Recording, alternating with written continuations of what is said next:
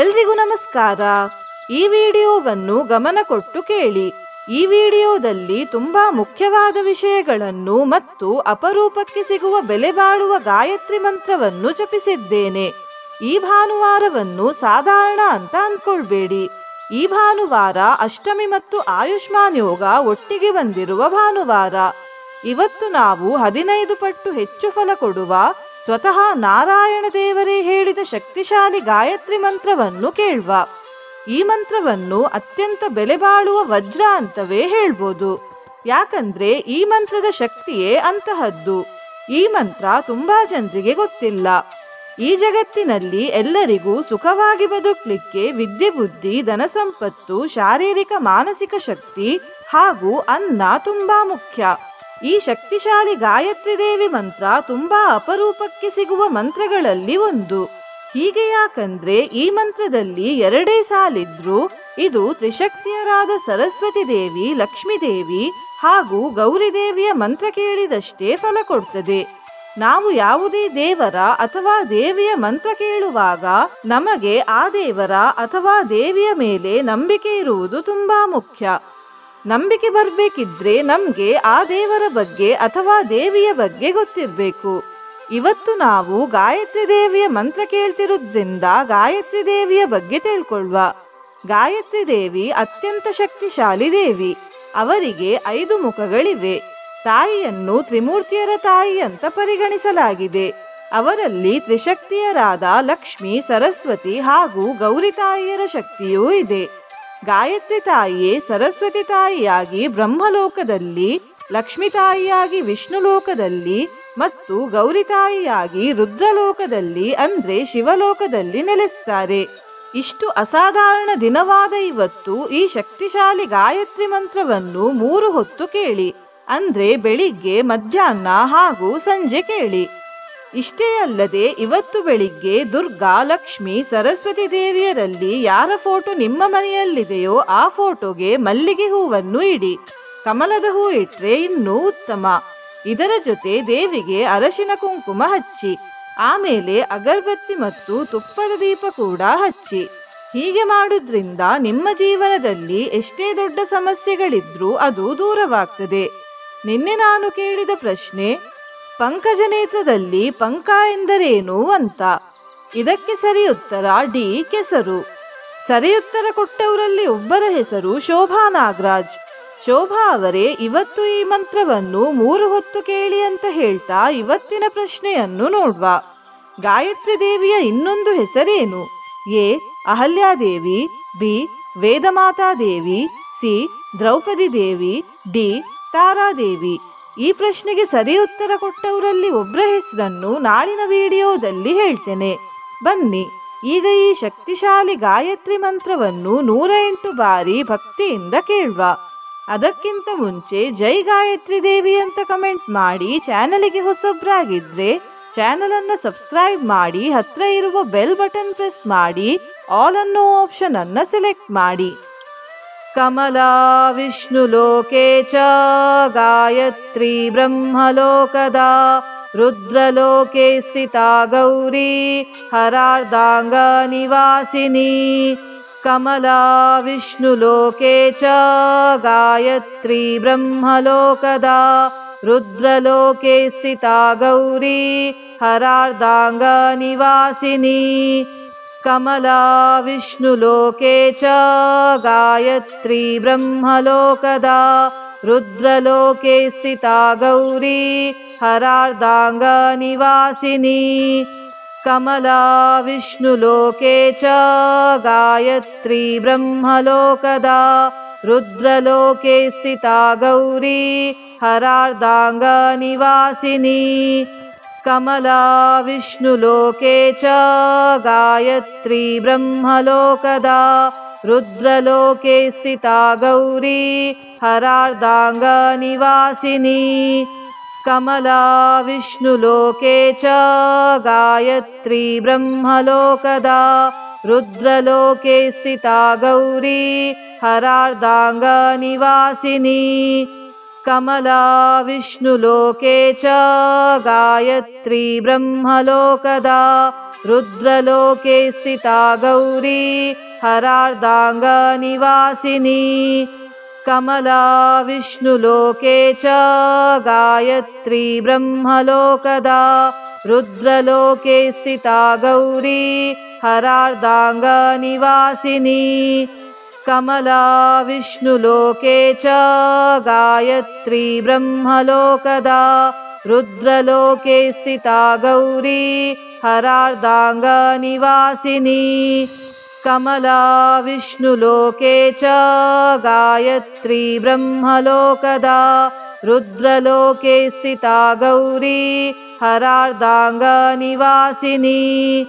कमला विष्णुलोके च गायत्री ब्रह्मलोकदा रुद्रलोके स्थिता गौरी हरार्धाङ्गनिवासिनी कमला विष्णुलोके च गायत्री ब्रह्मलोकदा रुद्रलोके स्थिता गौरी हरार्धाङ्गनिवासिनी कमला विष्णुलोके च गायत्री ब्रह्मलोकदा रुद्रलोके स्थिता गौरी हरार्धाङ्गनिवासिनी कमला विष्णुलोके च गायत्री ब्रह्मलोकदा रुद्रलोके स्थिता गौरी हरार्धाङ्गनिवासिनी कमला विष्णुलोके च गायत्री ब्रह्मलोकदा रुद्रलोके स्थिता गौरी हरार्धाङ्गनिवासिनी कमला विष्णुलोके च गायत्री ब्रह्मलोकदा रुद्रलोके स्थिता गौरी हरार्धाङ्गनिवासिनी कमला विष्णुलोके च गायत्री ब्रह्मलोकदा रुद्रलोके स्थिता गौरी हरार्धाङ्गनिवासिनी कमला विष्णुलोके च गायत्री ब्रह्मलोकदा रुद्रलोके स्थिता गौरी हरार्धाङ्गनिवासिनी कमला विष्णुलोके च गायत्री ब्रह्मलोकदा रुद्रलोके स्थिता गौरी हरार्धाङ्गनिवासिनी कमला विष्णुलोके च गायत्री ब्रह्मलोकदा रुद्रलोके स्थिता गौरी हरार्धाङ्गनिवासिनी कमला विष्णुलोके च गायत्री ब्रह्मलोकदा रुद्रलोके स्थिता गौरी हरार्धाङ्गनिवासिनी कमला विष्णुलोके च गायत्री ब्रह्मलोकदा रुद्रलोके स्थिता गौरी हरार्धाङ्गनिवासिनी कमला विष्णुलोके च गायत्री ब्रह्मलोकदा रुद्रलोके स्थिता गौरी हरार्धाङ्गनिवासिनी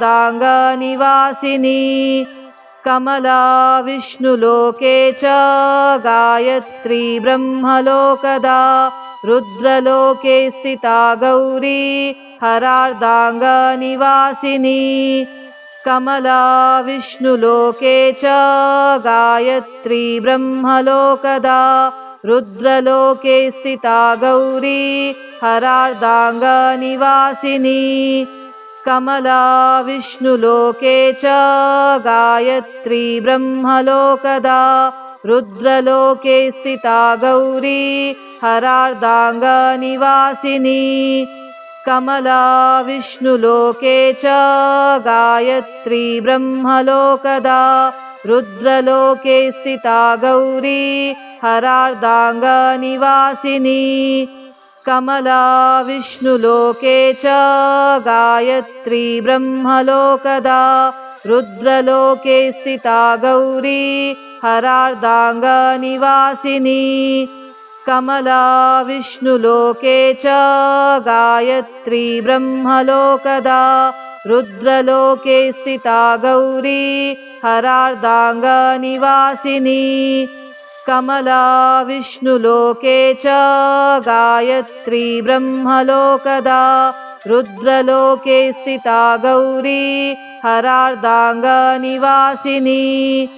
कमला विष्णुलोके च गायत्री ब्रह्मलोकदा रुद्रलोके स्थिता गौरी हरार्धाङ्गनिवासिनी कमला विष्णुलोके च गायत्री ब्रह्मलोकदा रुद्रलोके स्थिता गौरी हरार्धाङ्गनिवासिनी कमला विष्णुलोके च गायत्री ब्रह्मलोकदा रुद्रलोके स्थिता गौरी हरार्धाङ्गनिवासिनी कमला विष्णुलोके च गायत्री ब्रह्मलोकदा रुद्रलोके स्थिता गौरी हरार्धाङ्गनिवासिनी कमला विष्णुलोके च गायत्री ब्रह्मलोकदा रुद्रलोके स्थिता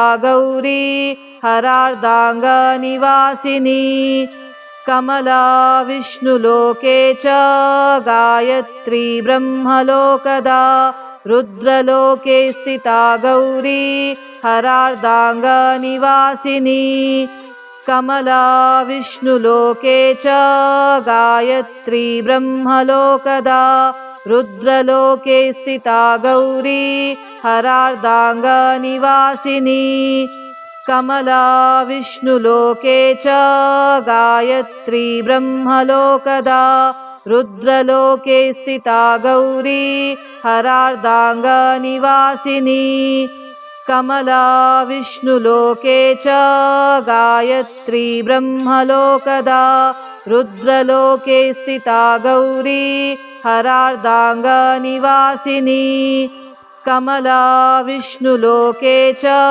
गायत्री ब्रह्मलोकदा रुद्रलोके स्थिता गौरी हरार्धाङ्गनिवासिनी कमला विष्णुलोके च गायत्री ब्रह्मलोकदा रुद्रलोके स्थिता गौरी हरार्धाङ्गनिवासिनी कमला विष्णुलोके च गायत्री ब्रह्मलोकदा रुद्रलोके स्थिता गौरी हरार्धाङ्गनिवासिनी कमला विष्णुलोके च गायत्री ब्रह्मलोकदा रुद्रलोके स्थिता गौरी हरार्धाङ्गनिवासिनी कमला विष्णुलोके च गायत्री ब्रह्मलोकदा रुद्रलोके स्थिता गौरी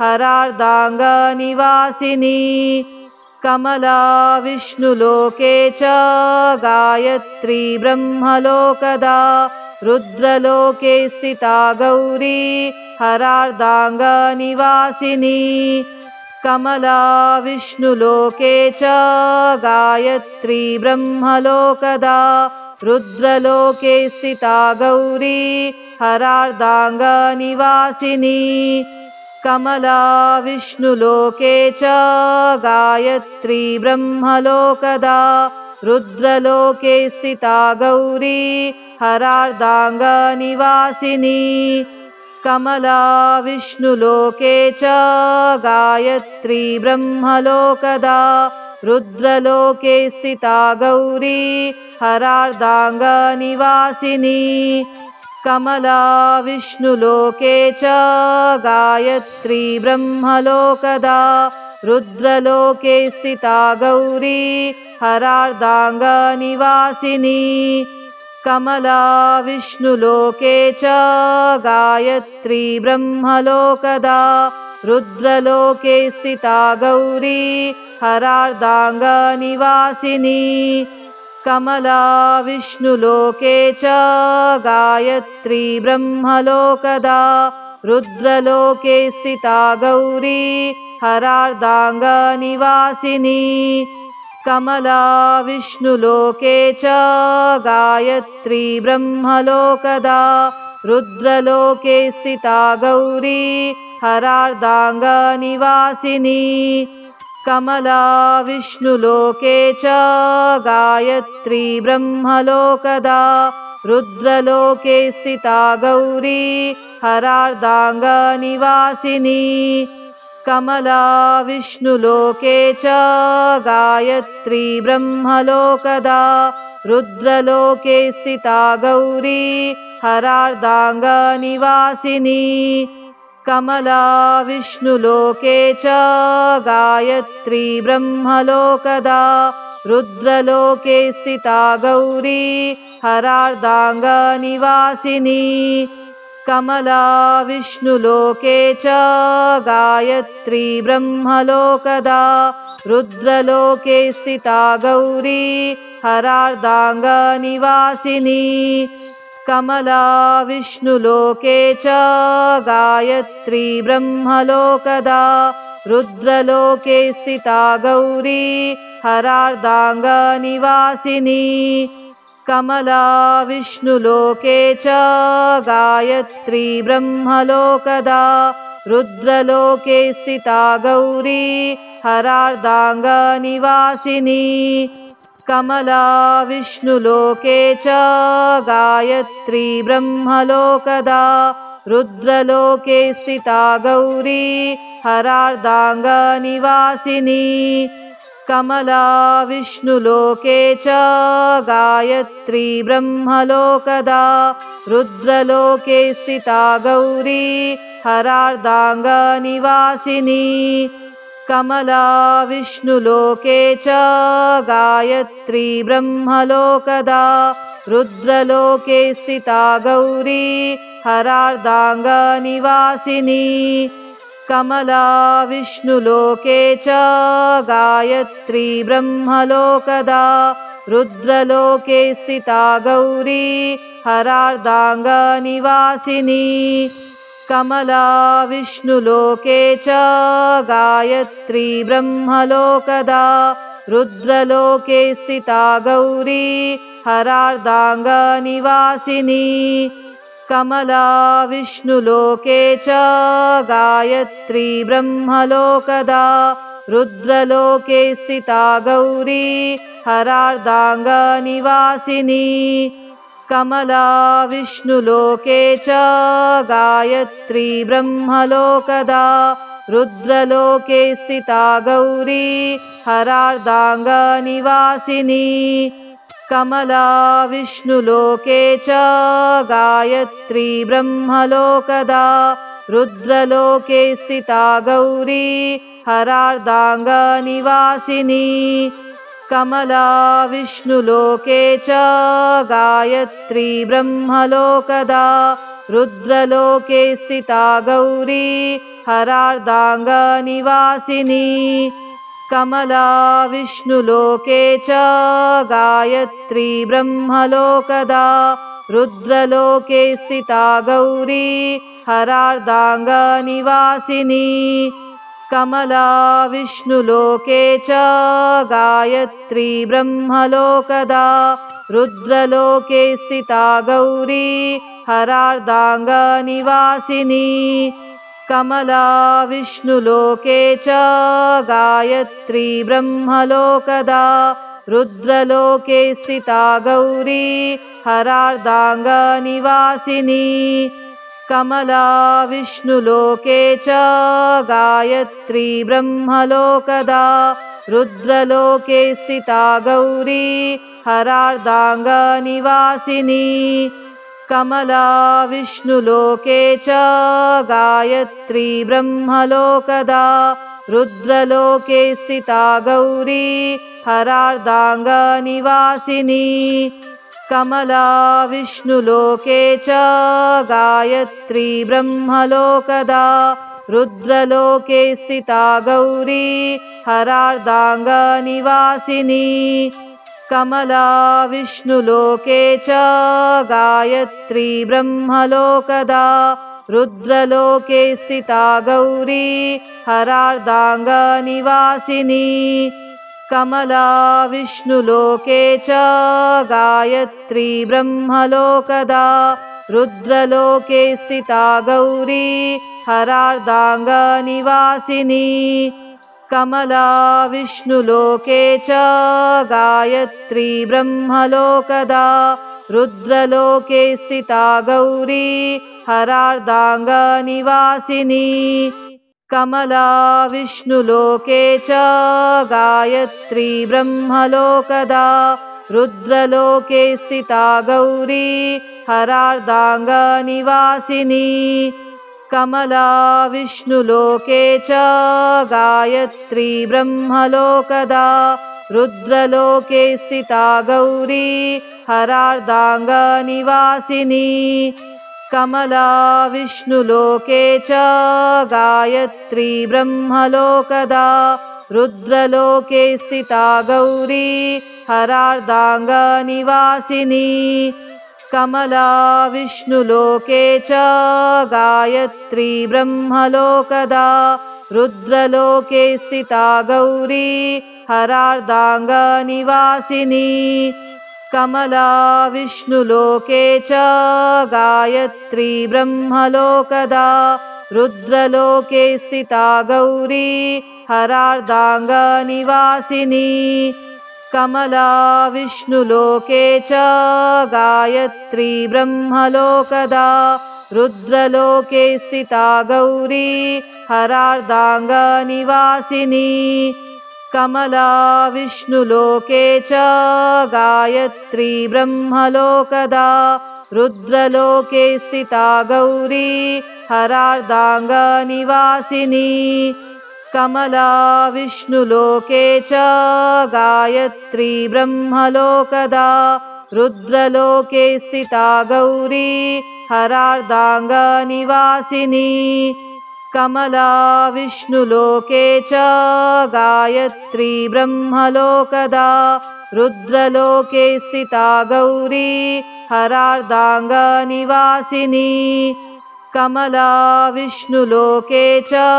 गायत्री ब्रह्मलोकदा रुद्रलोके स्थिता गौरी हरार्धाङ्गनिवासिनी कमला विष्णुलोके च गायत्री ब्रह्मलोकदा रुद्रलोके स्थिता गौरी हरार्धाङ्गनिवासिनी कमला विष्णुलोके च गायत्री ब्रह्मलोकदा रुद्रलोके स्थिता गौरी हरार्धाङ्गनिवासिनी कमला विष्णुलोके च गायत्री ब्रह्मलोकदा रुद्रलोके स्थिता गौरी हरार्धाङ्गनिवासिनी कमला विष्णुलोके च गायत्री ब्रह्मलोकदा रुद्रलोके स्थिता गौरी हरार्धाङ्गनिवासिनी कमला विष्णुलोके च गायत्री ब्रह्मलोकदा रुद्रलोके स्थिता गौरी हरार्धाङ्गनिवासिनी कमला विष्णुलोके च गायत्री ब्रह्मलोकदा रुद्रलोके स्थिता गौरी हरार्धाङ्गनिवासिनी कमला विष्णुलोके च गायत्री ब्रह्मलोकदा रुद्रलोके स्थिता गौरी हरार्धाङ्गनिवासिनी कमला विष्णुलोके च गायत्री ब्रह्मलोकदा रुद्रलोके स्थिता गौरी हरार्धाङ्गनिवासिनी कमला विष्णुलोके च गायत्री ब्रह्मलोकदा रुद्रलोके स्थिता गौरी हरार्धाङ्गनिवासिनी कमला विष्णुलोके च गायत्री ब्रह्मलोकदा रुद्रलोके स्थिता गौरी हरार्धाङ्गनिवासिनी कमला विष्णुलोके च गायत्री ब्रह्मलोकदा रुद्रलोके स्थिता गौरी हरार्धाङ्गनिवासिनी कमला विष्णुलोके च गायत्री ब्रह्मलोकदा रुद्रलोके स्थिता गौरी हरार्धाङ्गनिवासिनी कमला विष्णुलोके च गायत्री ब्रह्मलोकदा रुद्रलोके स्थिता गौरी हरार्धाङ्गनिवासिनी कमला विष्णुलोके च गायत्री ब्रह्मलोकदा रुद्रलोके स्थिता गौरी हरार्धाङ्गनिवासिनी कमला विष्णुलोके च गायत्री ब्रह्मलोकदा रुद्रलोके स्थिता गौरी हरार्धाङ्गनिवासिनी कमला विष्णुलोके च गायत्री ब्रह्मलोकदा रुद्रलोके स्थिता गौरी हरार्धाङ्गनिवासिनी कमला विष्णुलोके च गायत्री ब्रह्मलोकदा रुद्रलोके स्थिता गौरी हरार्धाङ्गनिवासिनी कमला विष्णुलोके च गायत्री ब्रह्मलोकदा रुद्रलोके स्थिता गौरी हरार्धाङ्गनिवासिनी कमला विष्णुलोके च गायत्री ब्रह्मलोकदा रुद्रलोके स्थिता गौरी हरार्धाङ्गनिवासिनी कमला विष्णुलोके च गायत्री ब्रह्मलोकदा रुद्रलोके स्थिता गौरी हरार्धाङ्गनिवासिनी कमला विष्णुलोके च गायत्री ब्रह्मलोकदा रुद्रलोके स्थिता गौरी हरार्धाङ्गनिवासिनी कमला विष्णुलोके च गायत्री ब्रह्मलोकदा रुद्रलोके स्थिता गौरी हरार्धाङ्गनिवासिनी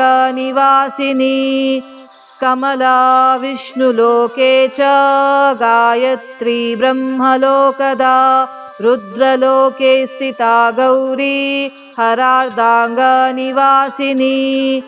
ಧನ್ಯವಾದಗಳು।